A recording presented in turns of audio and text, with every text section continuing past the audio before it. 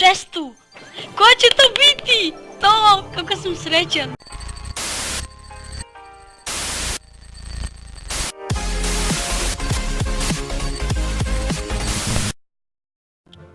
I pozdrav svima ljudi, dobrodošli na novi klip na kanalu YouTube družina.